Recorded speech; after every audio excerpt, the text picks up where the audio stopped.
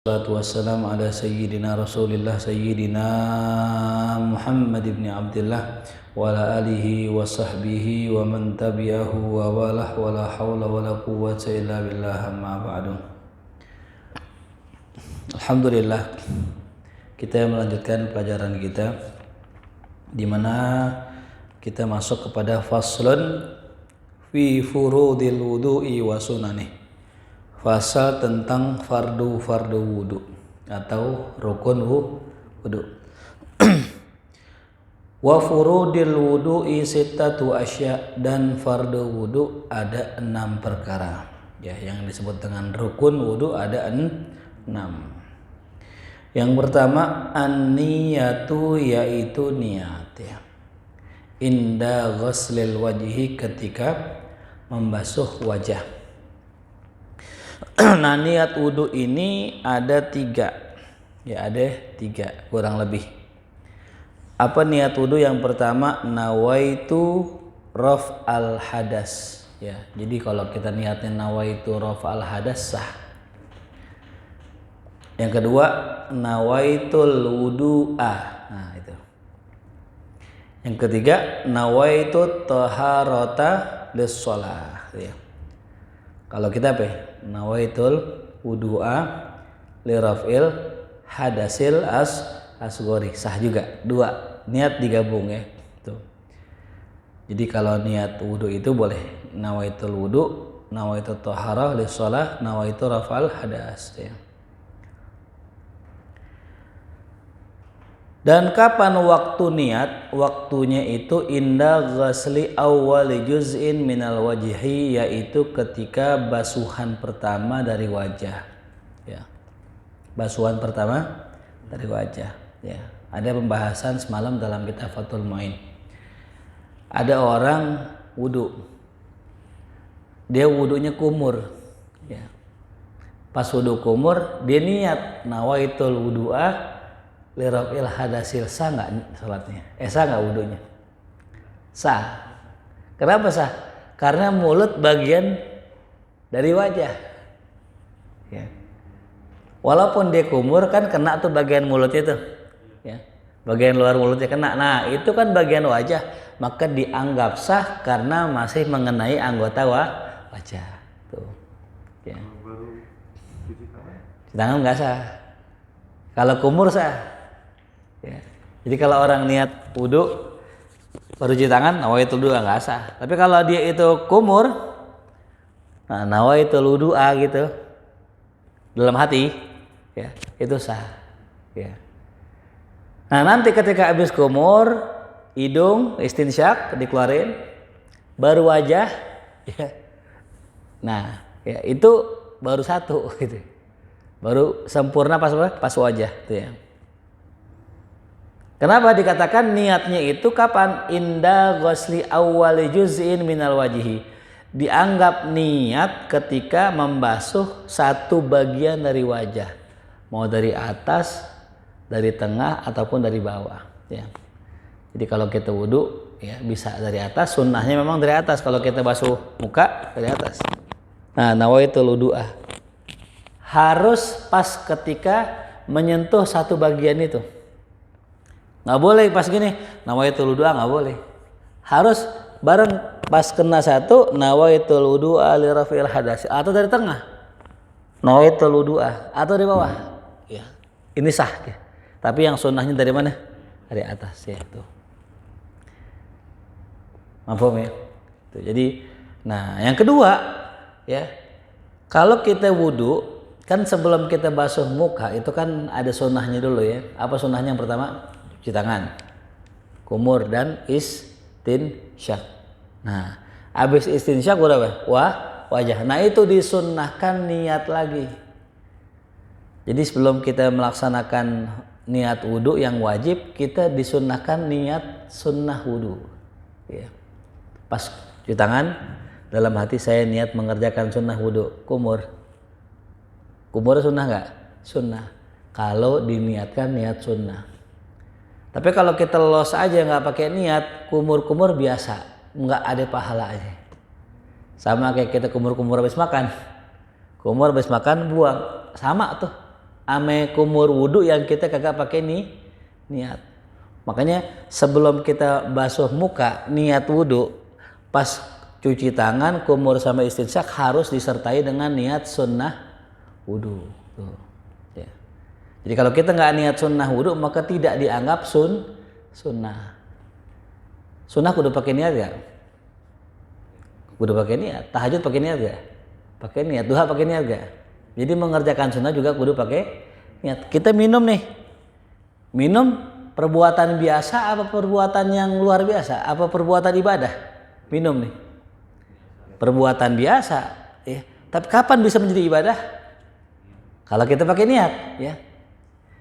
Jadi di situ letaknya. Jadi perbuatan yang biasa, ya, yang manusia umumnya kerjakan bisa menjadi ibadah kalau disertai dengan niat. Baca Quran, ya. Perlu nggak niat? Nggak perlu. Kenapa nggak perlu? Karena sudah ibadah. Nggak ada perbuatan manusia, ya, yang mirip dengan baca Quran, nggak ada. Ya, tuh. Quran ya baca Quran, bacaannya juga berbeda udah. Ya, jadi perbuatan manusia, ya, yang mirip dengan satu perbuatan yang mirip satu sama lain, maka butuh niat, gitu ya. Kayak minum perbuatan manusia umum, adat kebiasaan manusia. Kalau pengen jadi ibadah harus pakai niat. Sholat, ya, harus pakai niat. Kok sholat harus pakai niat? Membedakan antara sholat yang satu dengan sholat yang lain. Tuh ya.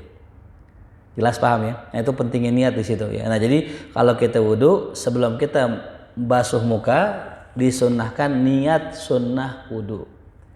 Ya. Gimana niatnya? Udah niatnya saya niat mengerjakan sunnah wudu begitu aja. Itu ya. Baru kita kumur dan sebagainya. Nah, tuh. Ya. Nah, ya, lalu yang kedua yang menjadi rukun wudu adalah ghuslul wajhi, yaitu membasuh wajah. Ya. Wajah itu maknanya menghadap, muwajahah. Ya. Wajah itu wajhiyah, aku hadapkan wajahku. Jadi wajah itu maknanya menghadap. Jadi kalau kita, kenapa dinamakan muka itu wajah? Karena emang menghadap itu pakai apa? Pakai muka gitu ya. Bahkan sempurnanya kalau Rasulullah menghadap tuh nggak pakai muka doang, dia pakai pundak. Ya. Jadi kalau ada orang manggil nggak begini, tapi dengan apanya? Pundaknya pun, nah gitu. Itu sempurnanya orang. Ya. Rasul kalau dipanggil, ya Rasulullah, nggak pernah nengok begini, nggak. Tapi Rasul berbalik badan, menghormati yang manggil tuh ya. Bener-bener semuanya. Tuh ya. Itu Rasulullah SAW tuh ya. Itu namanya wajah tuh ya. Nah, wajah ini wajib dibasuh ya karena merupakan rukun. Wajah ini merupakan anggota tubuh yang kita hadapkan kepada Allah. Nah, ulama membahas mana batasan wajah ya. Mana batasan wajah? Apakah leher bagian dari wajah? Leher wajah bukan? Bukan. Nah, ini kita bahas ya. Apa batasannya? Secara ukuran ya, tulang panjang atau tingginya, itu dari tempat tumbuhnya rambut sini ya. Mungkin beda-beda kita semua ya. Udah ada yang mundur sedikit. Dari tumbuhnya rambut sampai muntahal lahyain, tulang rahang. Ya, tulang rahang. Ya. Itu tingginya wajah ya. Ya, tempat tumbuhnya rambutnya yang standar ya. Kan ada orang yang udah mundur kan, mundur 5 cm kan sini ya. Udah agak mundur tuh. Adapun lebarnya mabainal udhunain, antara dua telinga ya, antara dua telinga. Nah, itu batasan wajah. Ya, jadi makanya perempuan tuh kalau sholat, kenapa ulama-ulama kita nyuruh agak diatasin? Karena batasan wajah tuh paling bawah itu tulang rahang sini. Tulang rahang ini ada dua bagian. Bagian atas menghadap wajah, bagian bawah menghadap leher. Ya. Nah, bagian tulang rahang yang ke atas ini bagian dari wajah. Bagian tulang rahang ke bawah ini bukan wajah. Ya. Makanya perempuan disunnahkan pakai mukenanya begini, ketutupan. Nutupin rahang. Kenapa nutupin rahang? karena khawatir nanti rahangnya terlihat nih. Ya, bagian rahang bawah nih. Nah, ini adalah bukan wajah. Karena perempuan auratnya kan apa? Wajah dan telapak tangan. Itu yang bukan aurat ya. Seluruh anggota tubuhnya aurat kecuali wajah dan telapak tangan. Nah, makanya perempuan pakainya begini. Kenapa? Kalau seandainya pakai di bawah sini, nah udah deh. Ini bawah ini bukan wajah, tuh ya. Jelas? Tuh. Nah, itu ya. Nah, ini beberapa bulu-bulu dalam wajah, kurang lebih ada 20 ya. Ada 20 bulu yang ada di wajah kita. Kalau di bahasa Indonesia nggak lengkap ya. Kalau di bahasa Arab lengkap. Tuh. Yang pertama dan yang kedua namanya alis, hajib nih, hajibun nih, alis. Ini wajib dibasuh. Alis. Dinamakan hajib, maknanya penghijab yang menghalangi. Apa fungsinya alis? Keringat kalau ngucur itu nggak masuk mata kita. Dia akan tersaring oleh alis. Coba kalau keringatan masuk mata, perih. Makanya ada hajib. Nih, ini wajib nih. Dan nggak boleh dicukur. Illa kalau kepanjangan. Mungkin ada kan orang-orang tua atau kadang-kadang ada yang panjang, boleh cukur. Tapi kalau dicukur dalam artian dihabisin, dikerok sebagaimana perempuan, haram. Tuh ya. Takutnya ngeliat tuyul nanti itu. Yang kedua dan yang ketiga, yang keempat dan yang keempat al-idharani nih, izar. Ya. Oke, siap. Nah. Nih, izar, cambang, bulu cambang. Ya. Ini pun termasuk bagian dari apa? Wajah. Dan wajib dibasuh. Begitupun rambut yang memanjang. Jadi kalau misalnya perempuan atau laki-laki punya cambang panjang, ya ini kebetulan saya nggak panjang cambangnya ya, ikel di cambangnya. Kalau panjang maka wajib diapain? Dibasuh. Karena cambang ini bagian dari apa? Wajah. Ya, tuh. Yang kelima, ya. Yang kelima dan yang kedelapan, ya. Di sini namanya bulu mata, ya, bulu mata. Ya. Al-ahdab al-arba'ah, ya. Bulu mata yang 4 tuh, ya. Bulu mata yang 4. Mana bulu mata yang 4? Atas 2, bawah 2. Tuh, bulu mata 4 ya.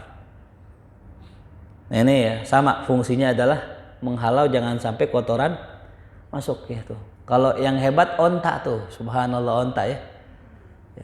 Kata Allah dalam Al-Quran, afala yanzuruna ilal ibili kaifa khuliqat. Apakah mereka tidak pernah memperhatikan bagaimana unta diciptakan? Kenapa unta diciptakan? Karena diciptakan tadi ya, itu spesialis hewan gurun pasir. Kalau sekiranya dia jalan di padang pasir dalam kondisi melek, matanya kelilipan. Maka onta ketika merem, dia masih bisa melihat karena dibuat transparan oleh Allah. Yang kedua, bulu matanya lentik tuh. Nah, jadi bulu mata itu jangan apain? Jangan dihilangin itu. Alis, bulu mata tuh, fitrah dari sananya tuh ya. Ya. Kemudian yang ke-9 dan yang ke-10 nih. Al-aridhan, bulu apa nih? Bulu cambang sini nih. Kalau ini kan cambang ke kuping ini, kalau ini namanya apa nih kayak ini nih? Hah? Bewok kali bewok ya. Jadi dari sini ke sini cambang, dari sini ke jenggot. Nah, itu namanya arid. Saya kebetulan belum ada nih itu ya. Ada di sini. Ada ya? Nah, ada. Kemudian apa lagi? Yang ke-11 dan 12 khodan, bulu yang timbul di pipi. Nih, ada di sini tuh ya. Ada bulu orang yang tebal banget sampai sini. Ya, itu namanya khodan namanya. Wajib juga dibasuh bulu tersebut. Yang ke-13 syarib, nih kumis. Ya, kalau kumis banyak lah ya. Ada yang nanya, Ustadz kalau ada ini namanya apa nih? Kan ada orang ada ginian kan tuh. Nah, ada kan kumis. Ini apa namanya? Hah? Kata teman saya namanya comberan hidung namanya. ada comberannya.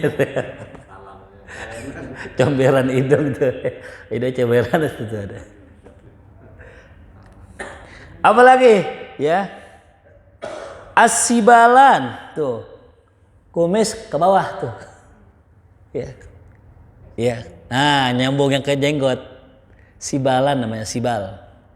Ini syarib pakai ba, ini sibal tuh. Lengkap bahasa Arab kan? Nih, yang di bawah ini apa namanya? Di bawah nih, jenggot di bawah bibir namanya apa ya? Jangan bilang akar gigi ya. Apa namanya jenggot di bawah bibir? Apa namanya? Di bahasa Arab ada namanya anfaqah namanya. Tuh ya. Ini namanya syarib, kumis, ini anfaqah. Tuh. Ya.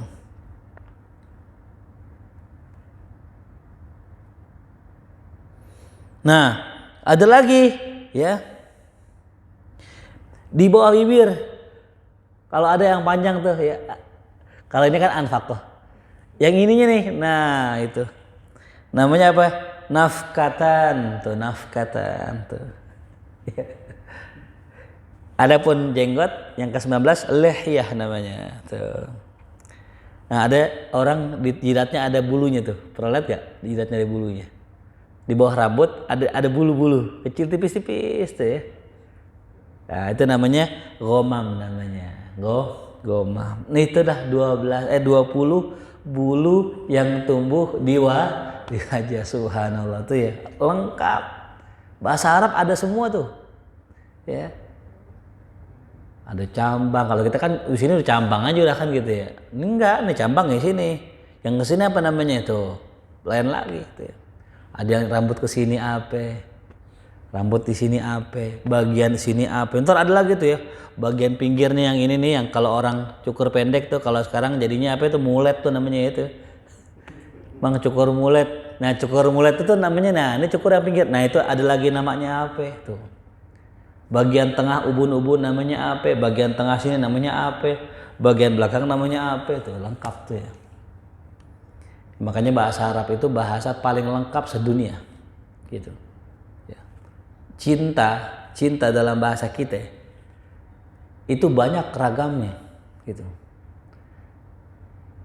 Ada kalau kita apa ya bahasa kita bahasa Indonesia ada cinta apalagi selain cinta ya sayang ya. Bahasa Arab kurang lebih kalau yang di kitab ada 30 kosakata cinta itu ya. Dari 30 kosakata dipilih sama Allah sama Rasulullah satu kalimat yang kita sering pakai yaitu mahabbah. Mahabbah artinya cinta. Kenapa mahabbah yang dipilih oleh Allah ya oleh Rasulullah dalam bahasa Quran hadis kan mahabbah ya. Karena mahabbah itu ada filosofinya ya. Yang pertama, mahabbah asal katanya habba. Ya, hub. Hub itu ha dan ba. Hub, gimana ba-nya dua? Hubbun. Ha yang pertama sukun, ha yang pertama dhamma, ba yang kedua sukun, ba yang ketiga berharokat. Hubbun. Ada satu yang menarik nih. Cinta itu berasal dari kata hub. Yang pertama ha huruf tenggorokan. Huruf dalam. Ba huruf bibir. Apa maksudnya? Cinta itu seperti itu. Dia harus berasal dari hati baru diucapkan di bibir. Maka cinta yang tak bersumber dari hati maka bukanlah cinta. Ya. Cinta itu harus bersumber dari mana? Dari hati, dari mahabbah, habbah. Ya. Yang kedua, ya. Kenapa ya ba-nya dua? Ba-nya dua. Yang satu sukun, yang satu berharokah tuh ya. Tuh. Ya. Karena sukun itu artinya tenang, sakinah. Harokah artinya gerak. Jadi cinta itu dimulai dengan sakinah, ketenangan, baru muncul tindakan dan gerakan tuh ya. Jadi kalau kita nyari istri, nomor satu cari yang bikin kita tenang tuh ya. Nyari suami, nyari yang bikin kita tenang. Nyari istri jangan yang bikin kita nggak tenang ya. Biar kali cakep kayak nggak tenang jangan ya. Nah itu jadi pemilihan diksi dari sekian banyak bahasa itulah bahasa Arab itu ya. Ini subhanallahnya bahasa Arab ya. Nah, apa hukumnya membasuh bulu-bulu wajah? Dikatakan di sini wajib ghusluha kulluha. Wajib dibasuh semuanya. Zahiruha wa batinuha, baik zahir maupun batinnya. Terkecuali jenggot. Ya. Wal arid dan cambang idza kana kathifaini, kalau keduanya lebat. Kalau jenggot kebanget lebat ya, kalau kita kan nggak lebat kayaknya ya. Maka wajib membasuh zahirnya saja tanpa yang bagian dalamnya. Jadi kalau kita pakai jenggot nih, ya kalau tebel luarnya aja gini. Nah, kalau kita kayaknya nggak tebel ya. Asik. Ya. Disunnahkan menyela-nyela jenggot itu dari bawah dengan tangan kanan, jadi begini. Bukan begini. Bebas basuh wajah, wudu, nah pas jenggot begini. Tuh, ada yang nanya, Ustadz, kalau perempuan gimana basuh jenggot? Gitu. Bukan dibasuh, dicukur. Kalau perempuan numbuh jenggot ya bain, dicukur, bukan dibasuh gitu. Kan ada tuh perempuan, ada gak yang punya jenggot perempuan? Cari di zaman mungkin sebelum era 1800 Masehi itu orang-orang Eropa menganggap bahwa perempuan yang berkumis dan berjenggot perempuan yang cakep. Ya, ini kelainan ya. Zaman dulu nih. Makin kemari makin unik tuh. Ya. Terakhir tahun 70-an katanya perempuan tuh kalau punya bulu ketek cakep ya. Makanya artis-artis dulu itu kalau perempuan masih ada apa aja tuh? Bulu keteknya tuh. Ya. Makin kemari makin bersih. Makin kemari makin ketutup rapi. Ya, makanya tren hijab sekarang ini sudah sangat menyebar ya. Nggak, kalau zaman dulu nih kita lihat nih emak-emak kita pakai jilbabnya masih begitu kan deh. Sekarang udah nggak ada, jilbabnya udah rapi sekarang tuh. Ya. Nah, jadi balik lagi tadi zaman dulu ada perempuan yang miara jenggot, miara kumis. Nanti abis ngaji kita coba lihat cari foto gitu ya. Zaman dulu gimana tuh ya. Jadi begitu, nggak fitrah perempuan miara jenggot, miara kumis gitu. Ya. Sekarang muncul lagi itu. Cuman kalau sekarang lebih ke LGBT kan. Si perempuan minum kapsul, minum AP, obat untuk merangsang pertumbuhan hormon laki-laki. Jadi ntar keluar kumis, keluar jenggot gitu. Ngeri itu, na'udzubillah min dzalik. Tapi kalau perempuan sama perempuan masih mending ya. Yang geli laki sama laki, ya Allah ya karim tuh ya. Perempuan ke kamar mandi berdua gandengan tangan masih mending. Yang heran apa? Laki-laki gandengan tangan berdua ke kamar mandi, ini ya Allah. Ngeri deh. Nah, ya jadi cara nyelak jenggotnya begini. Sunnahnya. Ya. Dan laki-laki disunnahkan kalau kita mau pakai jenggot silahkan, cuman tidak melebihi dari segenggam tuh ya. Jadi kalau udah jenggot udah segenggam, lebihnya dicukur. Ya. Udah segenggam belum? Ada gak saya segenggam ya? Belum tuh, belum kelihatan tuh masih. Ya, tuh. Belum ada kan? Nah, kalau udah ada, Rasul SAW pun sama. Rasul kalau misalnya punya jenggot, udah segenggam lebih dipotong. Gitu. Kalau kita kan memang karena sini doang ya. Kalau Rasul kan sampai sini tuh. Gitu. Jadi kalau udah lebih dari segenggam, dicukur. Dan di akhir hayat Rasulullah, ya Rasul udah mulai putih tuh ubannya. Nah ini disunahkan nih kalau yang udah putih tuh ya, dicap-cat, disemir warna merah gitu ya. Tuh ya, disemir, Haibar disemir tuh, putih panjang, nah semir warna merah tuh ya. Pak rambut warna merah tuh, jenggot warna merah, pakai kaos PDI dah tuh. Nah itu mas. Iya. Nah merahnya merah henna, kalau kata kita pikok ya, di pikok. Kalau zaman dulu ada pikok ya, pohonan yang kayak rambutan tuh, Ya. Merahnya merah begitu. Ya tuh. Jadi bukan sebenarnya sih merahnya juga nggak ada dobit yang pas ya. Intinya merahnya merah pikok aja lah. Tapi dengan syarat tadi dia itu sudah tua, udah uban beneran gitu. Ya. Dan nggak boleh warna apa tuh? Warna hitam. Tapi kalau masih muda, nah ada yang mengatakan kata ulama boleh warna hitam masih muda. Orang muda, umurnya muda, boleh nyemir rambutnya warna hitam karena masih muda. Ya nggak boleh apa? Orang tua nggak boleh. Mana batasan tua? 40 tahun ke atas itu udah tua. Ya, 40 tahun ke atas itu sudah manggilnya syekh tuh. Bang Jai masih 35 boleh. Iya, 35 boleh masih. Masih muda. Ya. Jadi batasan tua itu 40 tahun tuh ya. Pokoknya kalau udah 40 tahun ke atas dianggap sudah tua tuh ya. Tua dalam arti ya usia ya gitu. Bisa jadi udah 40 tapi masih muda gitu ya gitu. Saya punya saudara tuh udah 60-an, udah mau 70. Hari Minggu ke Senayan naik sepeda kan, Masya Allah. Jiwanya muda, kemana-mana pakai lepis tuh, udah mau 70 tuh ya tuh. Jadi kadang ada orang usia tua jiwanya muda tuh ya. Nah, ini batasan jenggot itu tebal atau tipis. Kalau tipis wajib begini nih, wajib di sela-sela. Ya. Kalau tebal nggak cukup luarnya aja. Nah, ini batasannya adalah ya kalau orang ngobrol dengan dia dalam batasan jarak yang normal kelihatan kulitnya. Ya, bagian kulit dalamnya. Kalau masih kelihatan bagian kulit dalamnya, nah itu namanya tipis. Tuh.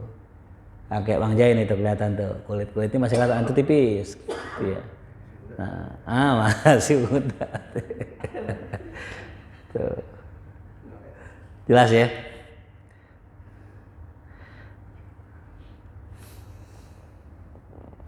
Adapun yang namanya tipis kebalikannya, ya. Nah berarti apa tadi bagian bawah nih, bagian bawah sini bukan wajah, nih sunnah, ya sunnah, tuh ya. Jadi kalau kita basuh wajah, kata ulama disunnahkan membasuh sekitar wajah, ya. Bahkan dikatakan di sini, ya, disunnahkan membasuh yang bukan bagian dari wajah, tuh ya.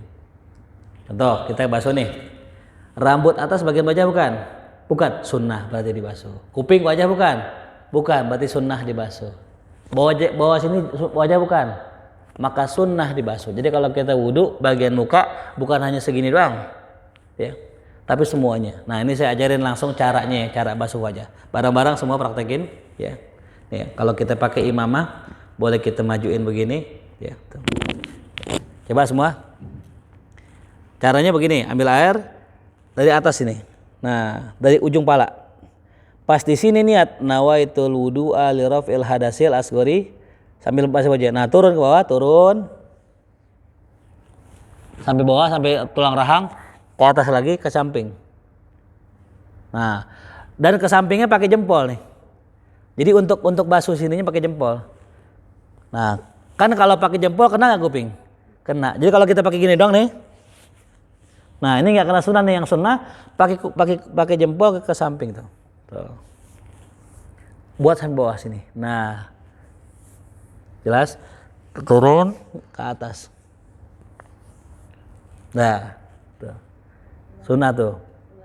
Abik dari atas turun ke atas lagi ke samping tuh. Ya kena semua tuh samping, pokoknya sekitar wajah. Kalau bisa kena biar dapat sunnahnya.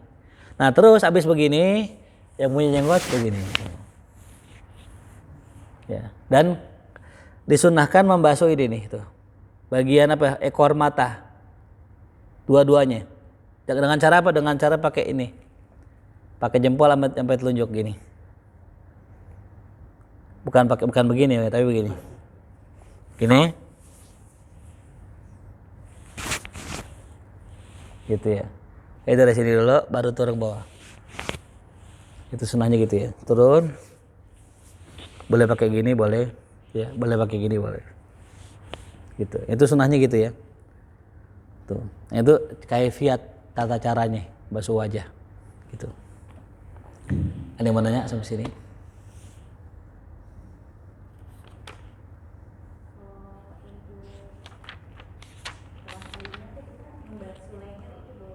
Membasuh. Nah ini ya, membasuh leher ulama beda pendapat. Kata Imam Nawawi membasuh leher bid'ah. Bid'ah, nggak boleh. Ya. Nah, kata Imam Ghazali disunnahkan basuh leher. Jadi ada dua ulama beda pendapat nih. Antara Imam Ghazali, kenapa?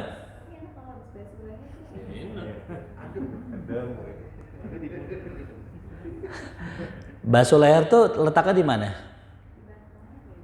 Nggak, maksudnya posisinya setelah muka apa setelah? Oh iya betul, itu basuh leher ya. Gitu. Jadi posisinya bukan setelah muka ya. Jadi nggak gini. Nggak gitu nggak ya. Posisi setelah telinga, rapi telinga, nah baru basuh leher. Gitu ya. Nah boleh. Sunnah malah ya. Sunnah menurut Imam Ghazali ya gitu.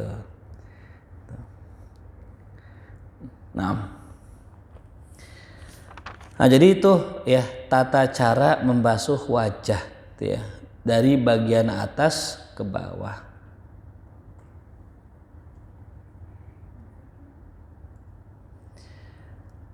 Jadi wajah itu pas ketika kita basuh wajah itu basuh telinga juga ya, sunnahnya tuh. Jadi bisa dibilang basuhan yang paling banyak dalam wudhu itu apa? Telinga. Itu sampai 12 kali. Ya. Basuhan telinga. 12. Ya. Satu yang pertama 3 kali ketika wajah. Nanti pas giliran telinga, nah ini 9 kali. Yang pertama 1 begini. Pakai jempol 2 jari sama 3 kali. Yang kedua pakai kelingking, lubangnya. Yang ketiga pakai telapak tangan. Berapa itu? 9. Ya. Pas basuh wajah 3, pas kuping sendiri 9. Berarti totalnya berapa? 12 kali. Subhanallah ya. Tuh. Kuping ya. Apa rahasianya kenapa kuping sampai 12 kali tuh ya?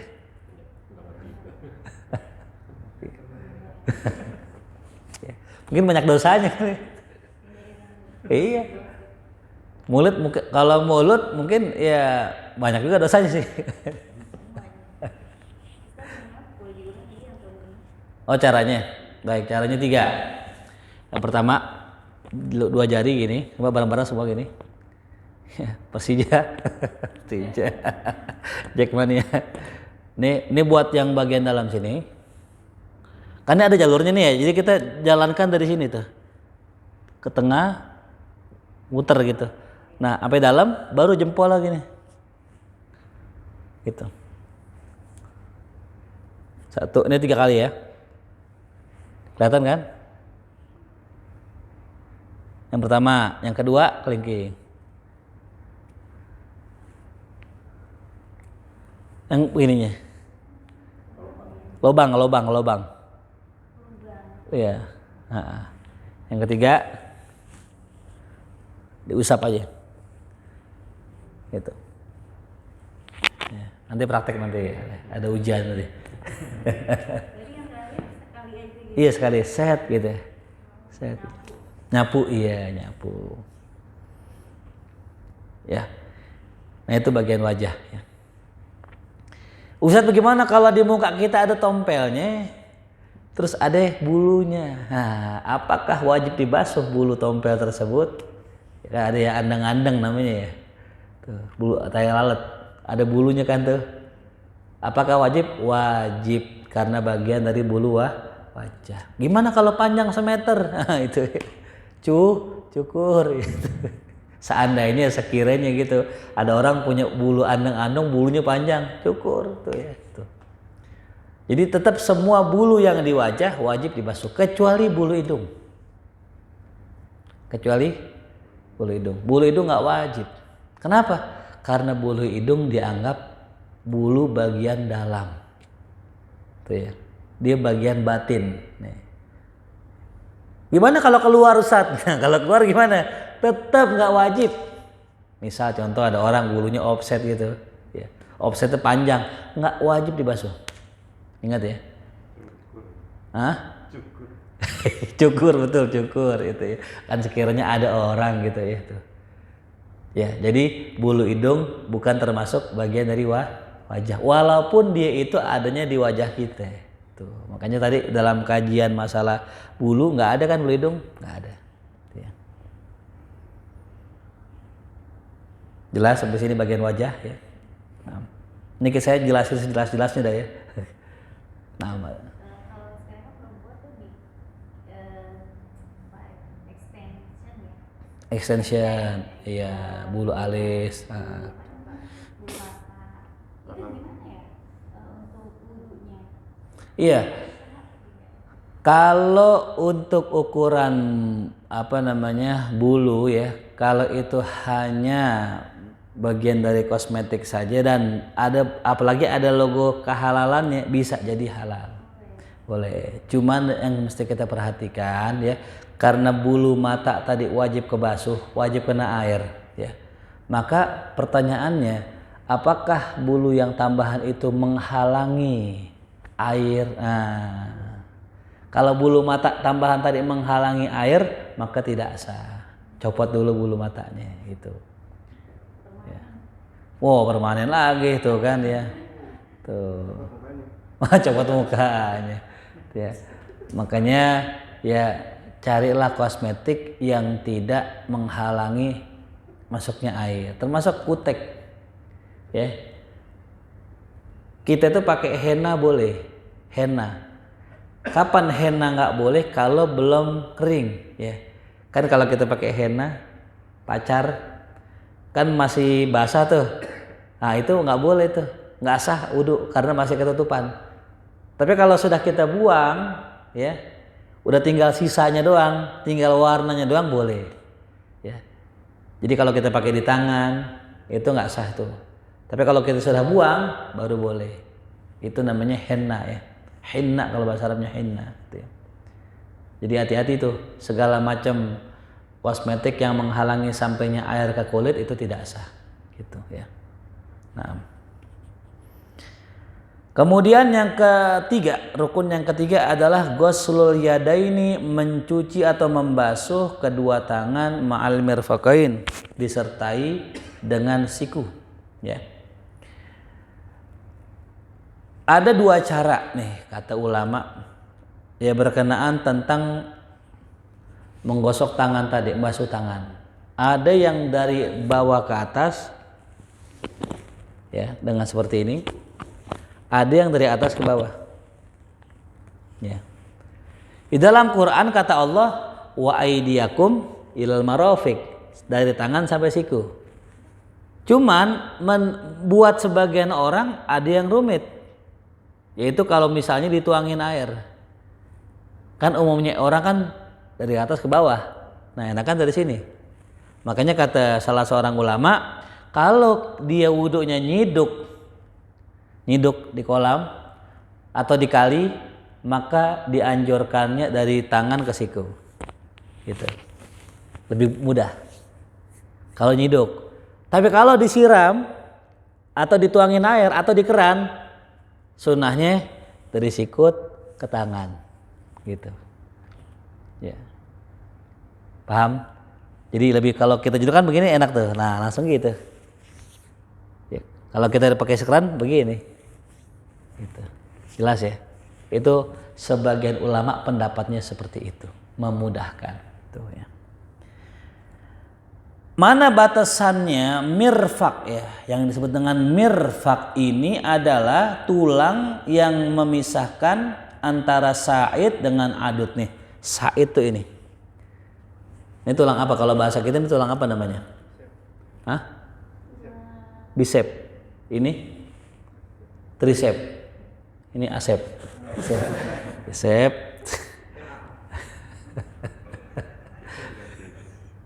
Nah, ini namanya sa'id ya. pergelangan, ini lengan. Lengan. Nah, ini otot. Nah, ini antara otot dengan lengan, antara adut dengan said ada namanya mirfaq. Nah, ini sampai sini wudu. Cuman ulama ya nggak nganjurin sampai sini karena takut kurang kan. Kalau orang misalnya contoh orang wudu cuci tangan begini aja nih, di sampai sini nih, takutnya kurang, maka kalau bisa diapain? Dilebihkan sampai sini tuh ya. Tuh. Kalau ada yang di tangan gitu, dia nggak basuh jadi cuma gini aja. Iya. Nah, inilah yang menjadi pembahasan kita kalimat ghuslu. Dalam mazhab Syafi'i ghuslu ya membasuh itu maknanya mengalirkan air. Bukan menggosok. Ya, pemahamannya jadi mengalirkan air. Makanya kalau kita wudu nih, contoh ada orang wudu pakai kainan lap basah, di gini ini sampai basah semua, sah nggak wudunya nih? Kenapa nggak sah? Karena makna mengalirkan harus ada yang netes. Kalau nggak netes berarti nggak ngalir, gitu. Jelas? Jadi kalau ada orang dikasih dilap-lap sampai basah semua nih, itu nggak disebut membasuh karena tidak ada yang menetes. Tapi kalau kita siram nih dengan air, nah nyala jalan tuh set. Itu kita usap begini, nah itu sah. Sah juga. Contoh, kapan? Di kolam, tangan kita masukin gini. Udah angkat, udah sah. Itu mazhab Syafi'i begitu. Ya, jadi mazhab Syafi'i cukup disiram ya, atau dimasukin tangan atau berenang ya. Basah semua, udah cukup. Ya, gitu. Dengan syarat punya kolam renang gitu. Jangan dikali. Jelas ya. Jadi cuma masukin tangan doang sah udah. Gitu. Karena pemahaman ghuslu membasuh itu adalah mengalirkan air. Sekiranya ada yang menetes. Tuh. Ya. Iya. Contoh gini, contohnya. Ada orang wudu. Kakinya disiramin aja gini. Gitu. Sah nggak? Sah. Tapi dengan syarat yakin kena. Karena pernah kejadian suatu hari Rasulullah mengatakan wailun lil aqab minan nar. Atau kama qala Rasulullah, celakalah ini tumit-tumit orang yang masuk neraka. Kenapa kok dikatakan tumit masuk neraka? Karena banyak orang wudu cuman bagian pecahan-pecahan kulitnya nggak kena air. Jadi makanya kalau kita wudu itu bagian telapak kaki ini mesti diperhatiin banget ini. Karena banyak pecahan-pecahan kaki ini sini. Coba lihat kakinya, coba ada pecahannya nggak tuh? Hah? Banyak. Beling dong. Ya. Ada retak-retak di sini ada. Pertanyaannya, retak-retak di kaki ini gara-gara apa? Kebanyakan kerja, keseringan naplak. Ini kata ahli kedokteran katanya itu berkaitan dengan kondisi fisik kita. Tua.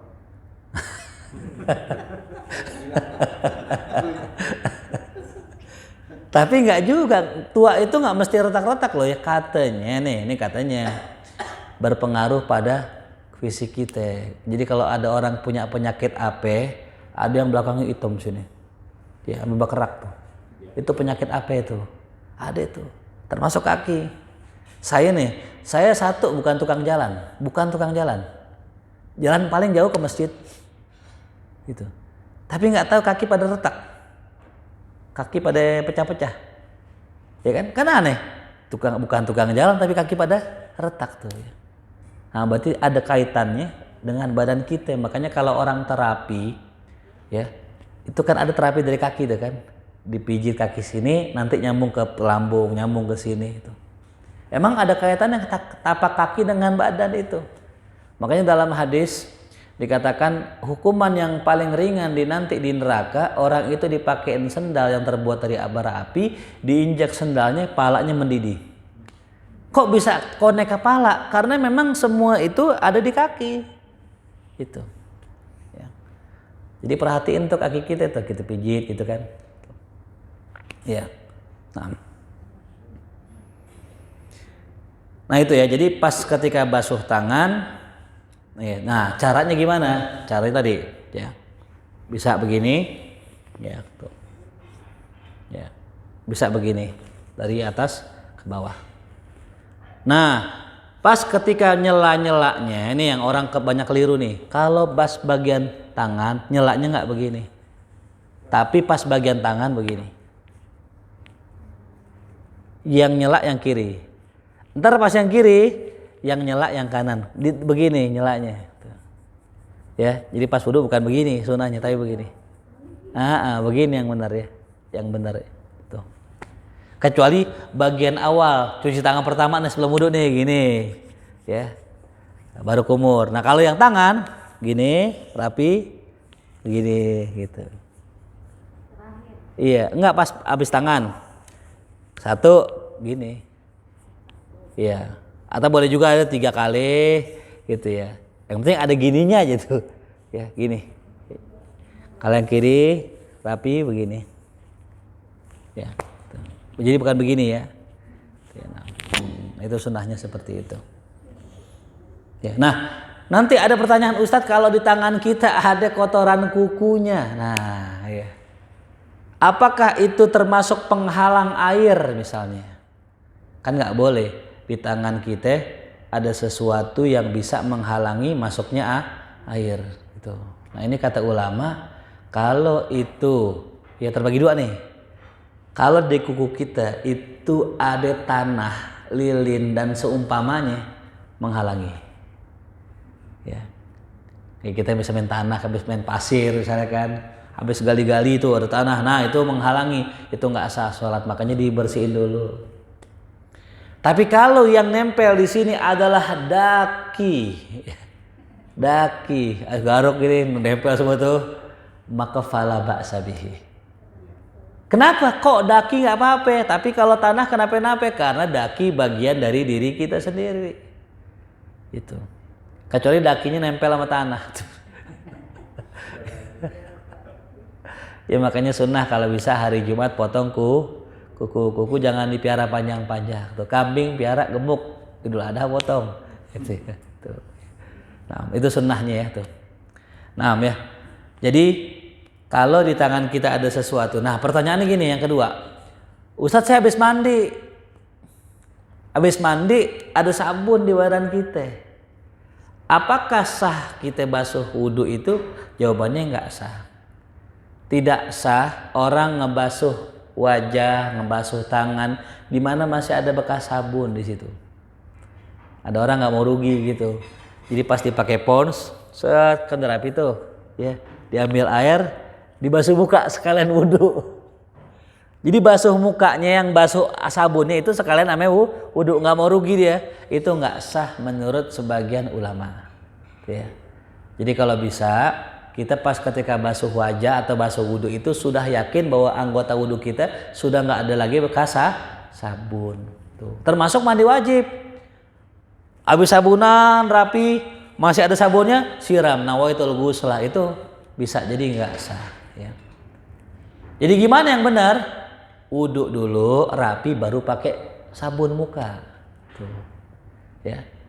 Mandi dulu, mandi junub baru pakai sabun mandi. Tuh jangan dibalik kalau bisa, karena ya ada ulama yang mengatakan tidak sah tuh ya. Dah sampai sini dah ya, sampai bagian tangan tuh ya. Jadi intinya tangan seperti itu ya. Wallahu a'lam. Ada yang mau nanya sampai sini? Baik. Bismillah. Ada salah kita